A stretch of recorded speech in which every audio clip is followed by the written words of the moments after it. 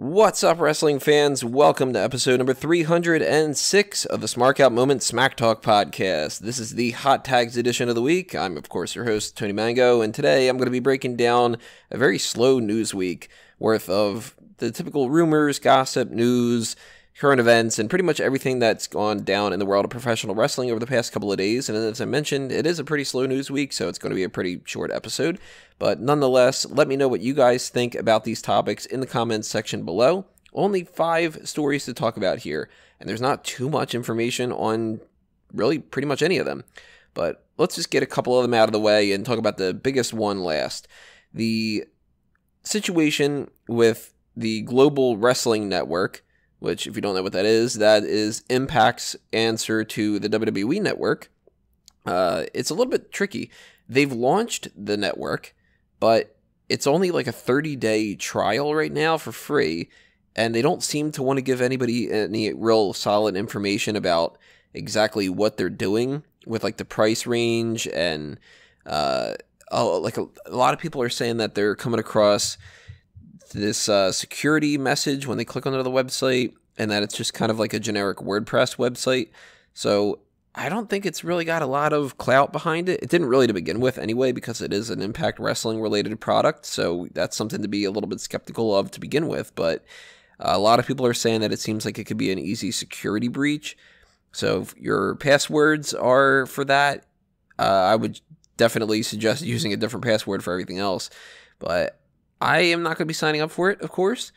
It is something that if it's cheap enough, if it's like $5 a month, then maybe I can understand certain people wanting to do it. But I don't think that that's something that most people are going to want to do.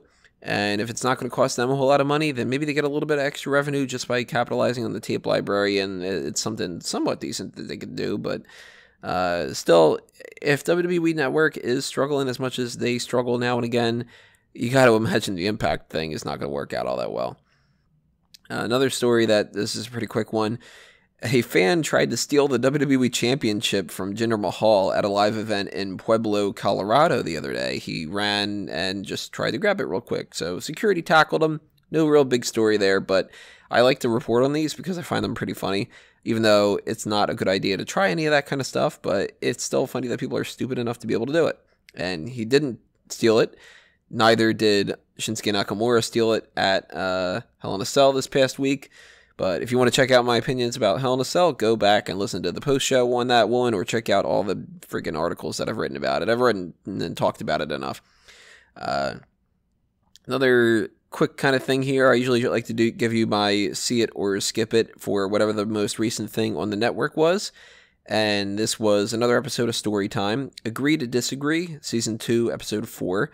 Which we had 4 little stories here. 2 of them Jake the Snake related. One of them Big Show, and one of them William Regal.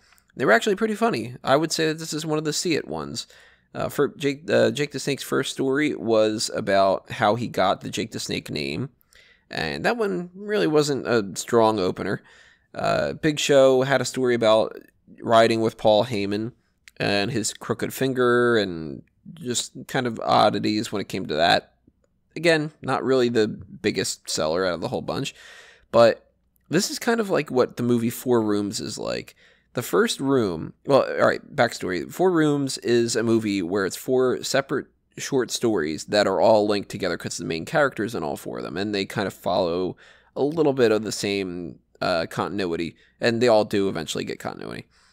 But it's 4 different directors, and it's a weird movie. I wouldn't recommend it to almost anybody, but the people that I would recommend it to tend to love it. And that scenario is the first room is awful. The second room is pretty funny. The third room is better, and the fourth room is the best, at least as far as my opinion goes.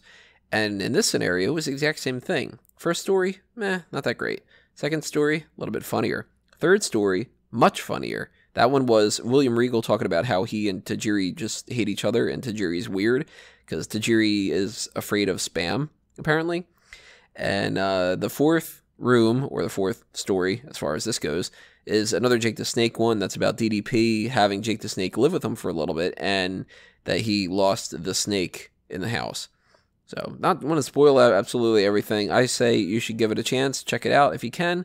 and it's about 12 minutes long, so you're not really putting too much of a commitment in there. And if you don't watch it, you're not really missing anything either. It's not like this is going to be a big storyline kind of thing going in the future or anything anyway. We have another quick story before we go into our main one.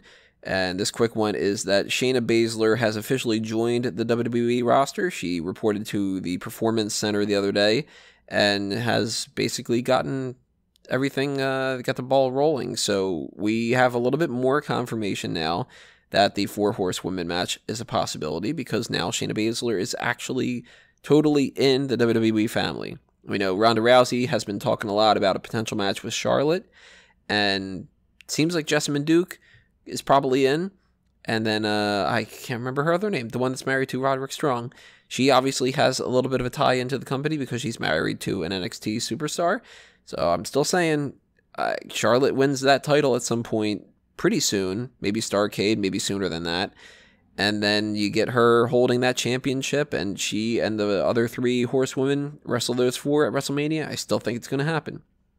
Our main story here to talk about tonight is, or actually today, because it's middle of the afternoon when I'm recording this, we are going to talk about the ratings for the WWE 2K18 Superstar lineup. The big story here is that out of all of them, Roman Reigns is number 1. He has the highest rating out of anybody with a 95. Number 2 is Brock Lesnar, and he is tied with John Cena.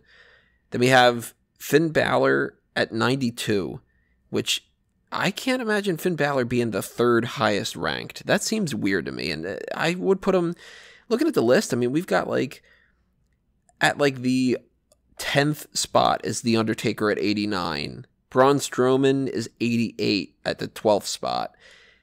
Same with Dean Ambrose, and then another Finn Balor one. It's the demon version of Finn Balor is 92. The other version of him is 88. It still seems too high to me. Like, I don't know. It's just an oddity to me. Jinder Mahal is high up still, and that seems like they put that in there at the last minute, because he was not high ranked at the beginning of this year. And he's got the same ranking as Kevin Owens and Samoa Joe, and just one above Asuka, who is tied with Chris Jericho and The Miz at 87. So the basic rundown out of the main bunch of people, all right?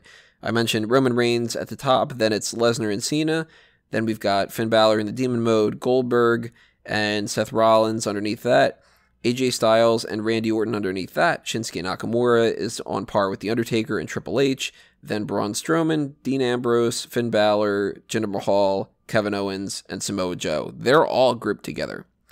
But we go further down the list here, and when you get to the bottom, people, I was shocked about a couple of the different names, because you kind of can tell who's going to be at the top and who's going to be at the bottom and stuff. You know that Bo Dallas is going to be somewhere towards the bottom, but he's not actually the bottom. More than anybody else is Kurt Hawkins. That kind of makes sense. He's got a losing streak. Maurice is on there. She's at 73. Kurt Hawkins is at 72.